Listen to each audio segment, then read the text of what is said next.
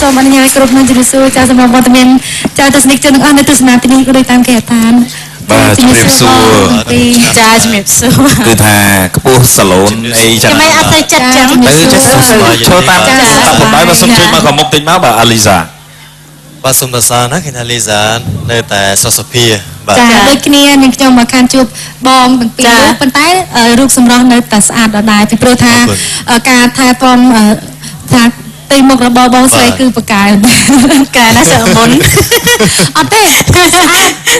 សំខាន់គាត់បកាយមេកាប់បាត់មុនបាទគាត់សម្រក់បានច្រើនហើយជាពិសេសក្បាលពោះគាត់ទៅសើគាត់ប៉ុនរឹតណាបាទគាត់បានប៉ុណ្ណឹងបាទអេមកបាញ់គ្នាឯងអញ្ចឹងខ្ញុំទៅសើគេទៅសើចាគាត់ស្គាល់លីសារវល់ច្រើនទៅទីពេលបច្ចុប្បន្នចាសម្រាប់ខ្ញុំរវល់ច្រើនពីព្រោះអីនិយាយថាខែភ្លៀងមិនតែអត់រវល់អាហ្វែទេរវល់ជាងតាមក្លឹបអូខេយើងបម្រើការងារនៅតាមក្លឹបពេលចាចាហើយឃើញថាថ្ងៃផ្ទាល់ជាមួយនឹងកញ្ញាលីសាក៏មានឈុតឆាកយ៉ាងពិសេសផងដែរចាកុំភ្លេចណារងចាំទស្សនានៅវគ្គក្រោយចាខ្ញុំជាមួយនឹងតារាកិត្តិយសជាច្រើនទៀតនឹងមានសូប្លែកមួយចាសម្រាប់បង្ហាញទស្សនិកជនទស្សនានៅទីនេះដូចតាមគេឋានផងដែរកម្មវិធីក៏មានដំណើរពីឱកាសជូនដល់លីសាផងដែរបាទចាអរគុណសម្រាប់ឱកាសដែលបានផ្ដល់ជាកាដូសម្រាប់នេះខ្ញុំពីព្រោះនេះខ្ញុំចូលចិត្តញ៉ាំភាសាអី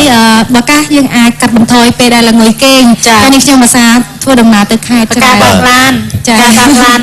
ទៅយប់ពេលណាយើងទៅ concert តាមខេត្តទៅដែលហៅបើកឡានយើងទៅគាត់ថាខ្លួនឯងប្រហែលជាទុនភ្លេងណាចាដាក់ទៅមើលកំប៉ុងទៅបាទចាដល់ពេញស្វាងណាបាទដាក់មកកំប៉ុងអេងណាដាក់មកកំប៉ុងស្វាងគេចង់និយាយថាដាក់មកកំប៉ុងកុំដាក់តកង់វិញតកំប៉ុងពុកដេកដាក់មកកំប៉ុង